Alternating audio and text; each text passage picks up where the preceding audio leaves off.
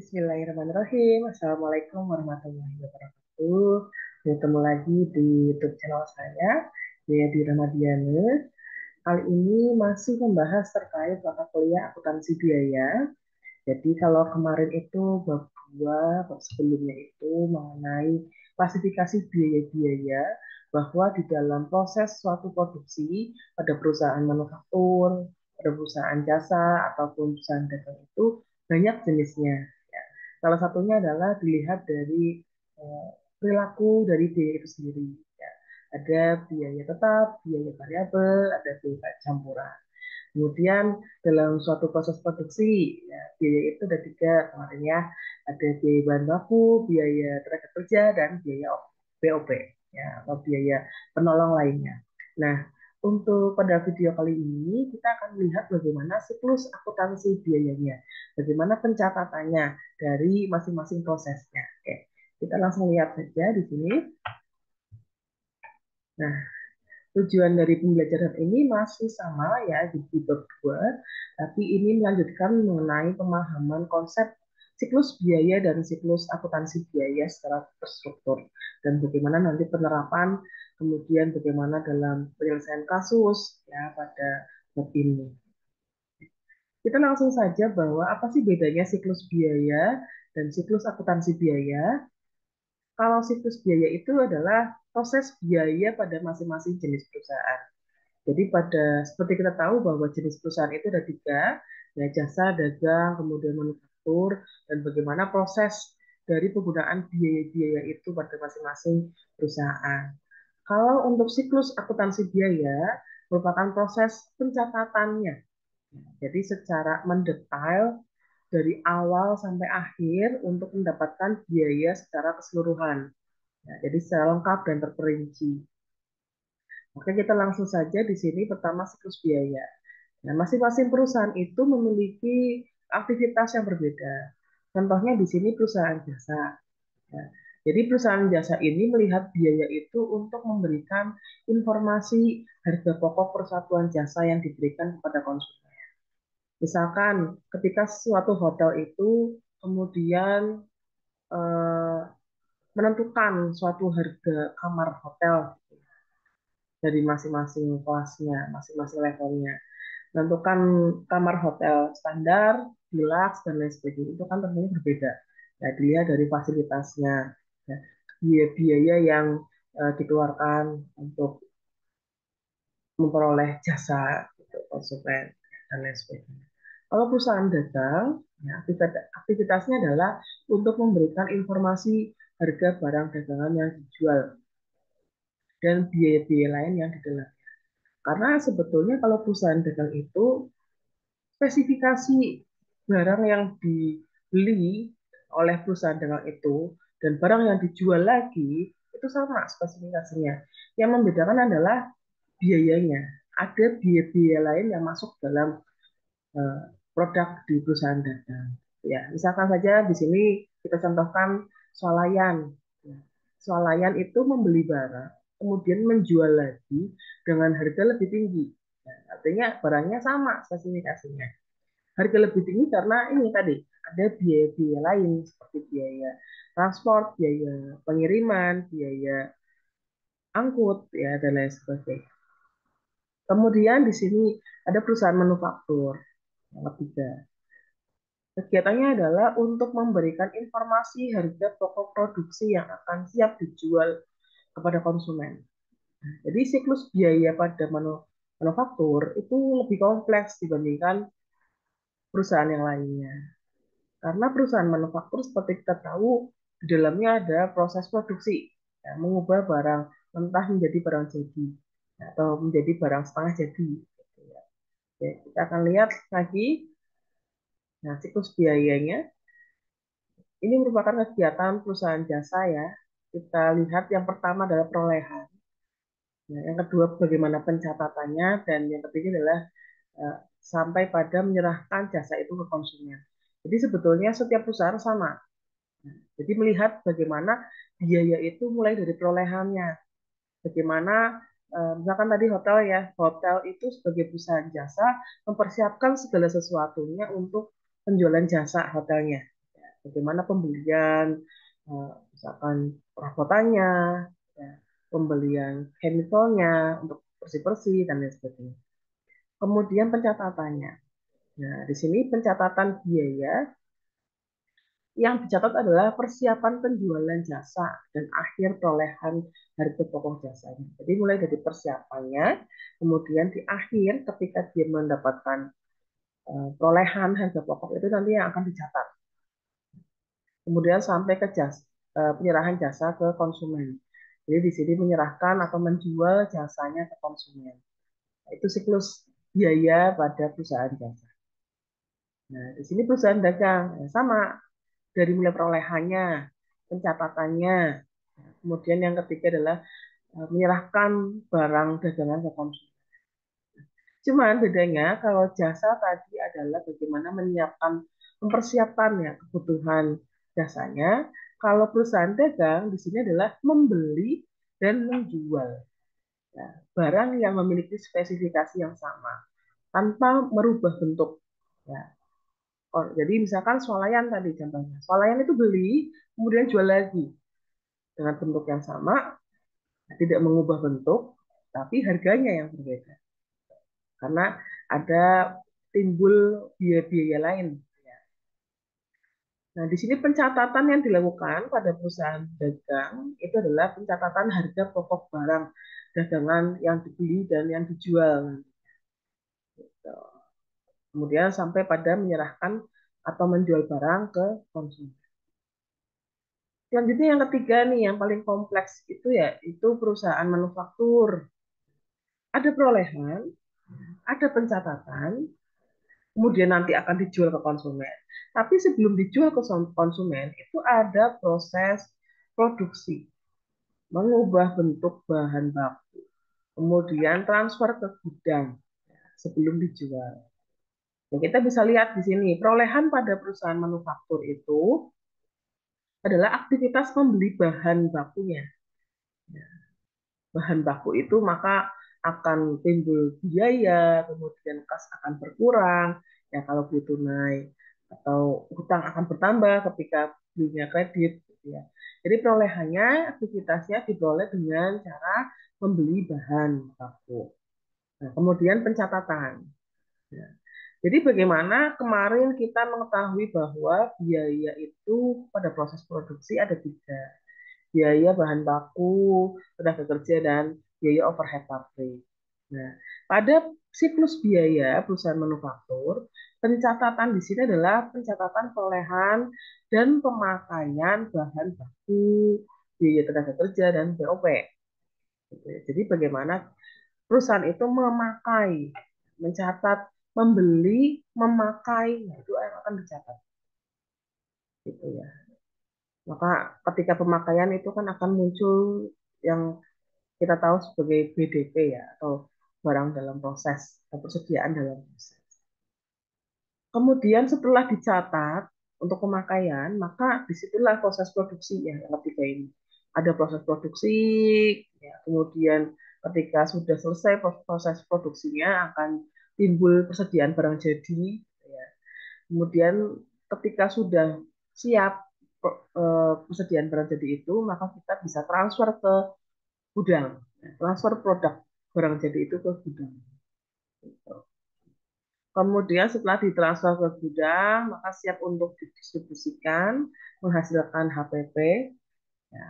Kemudian setelah itu perusahaan itu menyerahkan atau menjual barang produksi ke konsumen. Maka akan timbul HPP ya, dan persediaan produk jadi akan berkurang di posisi kredit. Nah, kita akan lihat di sini. Nah, oke, sebelum masuk ke siklus akuntansi, perlu kita tahu bahwa dalam akuntansi biaya ada tiga kelompok persediaan. Yang pertama adalah persediaan bahan baku, yang kedua persediaan barang dalam proses atau BDP, yang ketiga adalah persediaan barang jadi. Nah, ada tiga tahapan. Persediaan bahan baku adalah ketika belum proses produksi, masih mentah. Nah, jadi bahan mentah sebagai komponen utama produksinya itu adalah kita namakan sebagai persediaan bahan baku. Nah, kalau persediaan barang pada saat laporan itu masih dalam proses produksi, ya, dalam proses pemakaian, maka persediaan itu dinamakan persediaan barang dalam proses atau PDP. Nah, baru nanti kalau sudah selesai proses produksinya, kemudian barang itu sudah selesai gitu ya, sudah jadi. Ya, maka itu masuk pada kelompok persediaan barang jadi. Jadi tergantung pada proses produksinya. Masih mentah itu persediaan bahan baku, kalau dalam proses artinya itu kelompok BDP atau persediaan barang dalam proses. Kalau sudah jadi, maka namanya persediaan barang jadi, gitu ya, itu yang perlu dipahami bersama. Nah, kemudian dalam siklus akuntansi biaya, yang seperti kita tahu tadi di awal bahwa pencatatannya, maka ada hubungannya dengan rekening-rekening pada buku besar, akan diposting pada buku besar. Nah, akun atau rekening ya, dalam pencatatan siklus akuntansi biaya itu ada tiga. Yang pertama adalah persediaan bahan baku. Persediaan bahan baku kita tahu bahwa ini masuk pada akun rekening harta. Jadi persediaan bahan baku itu didebet ketika mencatat harga pokok bahan baku yang dibeli. Ketika beli, maka persediaan bahan baku akan ada di posisi debit. Sedangkan kalau di kredit, itu artinya mencatat harga pokok bahan baku yang dipakai dalam produksi. Jadi kalau sudah dipakai, itu sudah dikredit. Dan di debitnya apa? Nah, kita bisa lihat di sini, barang dalam proses. Berurutan. Yang kedua di sini, gaji dan upah. Nah, gaji dan upah akan ada di posisi debit ketika mencatat utang, gaji, dan upah. Gitu. Jadi belum ditransfer. Kemudian gaji dan upah juga ada di posisi kredit ketika mencatat upah langsung yang digunakan untuk mengolah produk. Jadi kalau misalkan suatu tenaga kerja mengolah produk, maka itu akan dicatat ada di posisi kredit. Ya. Yang ketiga, barang dalam proses, termasuk persediaan juga, tapi masih dalam proses. Posisi debit itu ketika mencatat biaya bahan baku, biaya tenaga kerja langsung, dan BOP. Ya, ketika pembelian gitu, atau pemakaiannya, itu akan dicatat sebagai debit. Kalau di kredit, ya, itu artinya barang itu sudah jadi. Timbul barang persediaan barang jadi, maka BDP atau barang dalam proses itu akan dicatat di posisi kredit. Kemudian biaya overhead pabrik di sini. Mencatat BOP yang sesungguhnya terjadi, ya itu ada di posisi debit. Kemudian di posisi kreditnya, itu ketika mencatat BOP yang dibebankan kepada produk berdasarkan tarifnya. Kemudian yang terakhir adalah persediaan produk jadi. Nah, persediaan produk jadi itu artinya sudah jadi nih barangnya. Nah, di debit itu ketika mencatat harga pokok produk. Ya, jadi yang siap untuk ditransfer di bagian produksi ke bagian gudang. Itu barang sudah jadi nih di posisi debit. Sedangkan kita akan mencatat persediaan produk jadi di posisi kredit itu ketika barang siap dijual.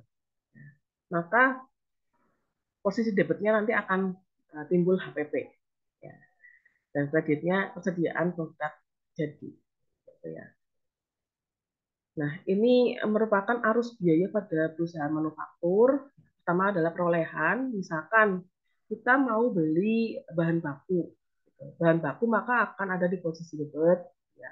Kemudian kalau secara tunai berarti kasnya ada di posisi kredit. Atau beli bahan baku, persediaan bahan baku ada di posisi debit. Kemudian kalau kredit maka yang ada di posisi kredit itu adalah utangnya, utang bertambah. Kemudian ketika misalkan merencanakan gaji, merencanakan BOP juga sama. Nah, misalkan suatu perusahaan merencanakan bahwa untuk memproduksi ini membutuhkan gaji sekian, upah sekian, BOP sekian. Nah, kemudian pencatatan pemakaian. Ketika bahan baku, kemudian tenaga kerja, BOP itu dipakai, nah, maka yang timbul di posisi debit itu adalah BDP, ya, pemakaian proses produksi. Maka BDP-nya yang ada di posisi debit, kemudian di posisi kredit adalah biaya bahan baku, tenaga kerja, ataupun biaya lainnya. Kemudian ketika pencatatan transfer produksi ke gudang. Nah, jadi kalau sudah jadi barangnya, maka BDP ini dikredit nih. BDP akan berubah di kredit, kemudian barang jadi, produk jadi akan di posisi debit. Kemudian langkah keempat, ya, pencatatan yang terakhir adalah pencatatan ketika produk siap dijual. Maka di sini persediaan produk jadi akan di posisi kredit dan HPP akan muncul di posisi debit. Nah, ini merupakan pencatatan jurnalnya. Misalkan mencatat pemakaian bahan baku. Pencatat pemakaian bahan baku. Pemakaian, ingat. Kalau pemakaian berarti proses produksi. Maka yang ada di posisi debit itu adalah BDP. Nah, sedangkan kalau ini bahan baku yang dipakai, maka yang posisi kreditnya adalah persediaan bahan baku. Kemudian yang kedua adalah mencatat tenaga kerja langsung yang telah digunakan atau telah digunakan, sedang digunakan gitu ya. Maka akan muncul pencatatan posisi debitnya BDP, kreditnya adalah biaya tenaga kerja. Kemudian yang ketiga mencatat penggunaan overhead pabrik. Penggunaan, berarti sama BDP-nya di debit, kemudian kreditnya BOP. Mencatat pemindahan produk jadi ke bagian gudang, sudah jadi nih, maka BDP itu akan berkurang di posisi kredit, sedangkan persediaan produk jadinya di posisi debit. Dan yang terakhir ketika mencatat harga pokok barang yang dijual, di debitnya udah berubah lagi nih harga pokok penjualan, sedangkan persediaan produk jadi yang sebelumnya sudah jadi kemudian disiap untuk dikirim ke bagian gudang, maka persediaan produk jadinya akan berkurang ketika mau siap dijual. Karena kalau mau siap dijual maka akan timbul HPP-nya di debit, kemudian kreditnya adalah persediaan produk jadi. Nah, itu tadi pencatatan, kemudian di sini ada lagi fungsi pokok dalam perusahaan manufaktur. Nah, tadi kita lihat bahwa dari 3 jenis perusahaan itu, yang paling kompleks adalah perusahaan manufaktur. Ada proses produksinya. Tapi yang perlu diingat bahwa perusahaan manufaktur itu fungsinya tidak hanya sebagai fungsi produksi, tidak hanya dia merencanakan, mengorganisasi, mengendalikan proses produksinya, sehingga menghasilkan barang atau produk jadi, tapi juga ada fungsi pemasaran dan penjualan. Jadi bertanggung jawab untuk memasarkan dan menjual. Kemudian yang ketiga adalah fungsi administrasi dan umum. Bagaimana suatu perusahaan manufaktur itu bertanggung jawab pada pengelolaan atau kegiatan operasional perusahaannya dengan cara administrasi, kemudian kegiatan-kegiatan umum yang lainnya untuk menunjang kegiatan operasional suatu perusahaan. Jadi ingat, perusahaan manufaktur itu fungsinya tidak hanya produksi, melainkan ada fungsi pemasaran penjualan dan juga administrasi dan umum. Nah, di sini kita bisa lihat ada beberapa kasus nih. Nah, kita bahas satu-satu ya. Jadi yang pertama pembelian bahan baku langsung, pembelian secara langsung bahan baku ya, dan bahan baku tidak langsung. Nah, kita bisa lihat di sini pembelian secara kredit. Nah, maka hutang yang akan bertambah ya, tidak ada kas, tapi hutang bertambah di posisi kredit, sedangkan karena pembeliannya apa aja nih, bahan baku langsung, oke, bahan baku, persediaan bahan baku ya, atau bahan baku dan bahan baku tidak langsung. Nah, kemarin bahwa bahan baku tidak langsung itu maksudnya ke jenis BOP. Nah, jadi kalau ada pembelian bahan baku langsung, berarti itu bahan bakunya bertambah 50.000, kemudian bahan baku tidak langsung atau BOP-nya bertambah 25.000 di posisi debit, sedangkan karena ini pembelian secara kredit, maka hutangnya dijumlahkan itu semuanya 75. Kemudian yang kedua adalah bukti permintaan bahan baku sebesar 9.000 untuk bahan baku langsung dan untuk bahan baku penolong disimpan di gudang. Nah, tidak ada keterangan bahan baku langsungnya berapa, kemudian bahan baku penolongnya berapa, gitu ya. Yang jelas adalah ini nanti akan diproses. Proses bahan bakunya, berarti akan muncul di debit itu BDP ya, 9.000. Sedangkan karena ini proses untuk memproduksi, ya, maka bahan bakunya akan berkurang 9.000 di posisi kredit. Kemudian yang ketiga adalah penyusutan peralatan pabrik sebesar 21.000. Biaya asuransi dibayar di muka 8.000. Kemudian biaya listrik 12.000 dalam proses produksi. Ada catatannya dalam proses produksi. Berarti ini semuanya ada dicatat sedang masih dalam proses produksi. Maka BDP-nya bertambah.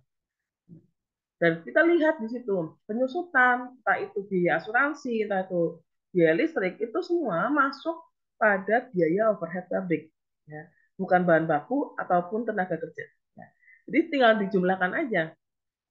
Nah, itu dijumlahkan, berarti BDP-nya bertambah di posisi debit 41.000, BOP-nya di posisi kredit 41.000 juga. Selanjutnya, barang dalam proses yang telah selesai, ya, sudah selesai nih BDP-nya. Selama 1 bulan senilai 850.000. Barang sudah jadi, maka yang ada di posisi debit adalah persediaan produk jadi, ya, 850.000 dan BDP-nya berkurang, ya, karena sudah jadi 850.000 juga. Nah, ini yang terakhir, ketika misalkan perusahaan mencatat penjualan senilai 960.000. Nah, maka akan muncul HPP di posisi debit itu 950.000 dan persediaan produk jadi 960.000 ada di posisi kredit. Nah, itu ya mengenai siklus akuntansi biaya dari mulai jenis-jenis atau aktivitas biaya pada masing-masing perusahaan, kemudian tadi pencatatannya bagaimana ya, mulai dari pembelian, perolehan, kemudian pencatatan, sampai produk itu jadi, sampai penjualan, sampai menyerahkan ke konsumen. Itu pencatatannya. Jadi eh, barangkali ada yang mau ditanyakan, silakan tinggalkan komentar Anda di kolom komentar. Itu saja dari saya, kurang lebihnya mohon maaf, saya akhiri. Wabillahi taufiq wal hidayah. Wassalamualaikum warahmatullahi wabarakatuh.